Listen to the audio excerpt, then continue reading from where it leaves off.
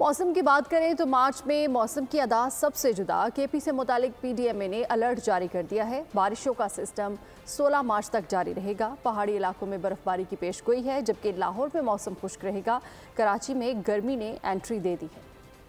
मुल्क में मौसम के निराले रंग। खैबर पख्तूनख्वा में बारिश की पेशगोई। बारिश का सिलसिला 16 मार्च तक जारी रहेगा। लाहौर समेत पंजाब भर में खुश्क मौसम का सिलसिला जारी है। दर्जा हरारत में भी खुश्क मौसम की वजह से बतदरीज इजाफा हुआ है। पीर को लाहौर समेत पंजाब के बेशतर अजला में बादल रहेंगे, लेकिन बारिश के इम्कानात कम हैं। खैबर पख्तूनख्वा से मुतालिक पीडीएमए ने अलर्ट जारी कर दिया। बारिश का सिलसिला 16 मार्च तक जारी रहेगा। इस दौरान अर्बन फ्लडिंग का खदशा भी जाहिर किया गया है। शहरियों को हिदायत की गई है कि बारिश के दौरान बोसीदा मकानात और बिजली की तारों से दूर रहें। दूसरी जानिब कराची में मामला बिल्कुल उलट है। तपती धूप ने गर्मी की शिद्दत बढ़ा दी। शहर का दर्जा हरारत दोपहर के वक्त 39 से 40 डिग्री तक रहा। गर्मी की ये लहर 12 मार्च तक बरकरार रहेगी।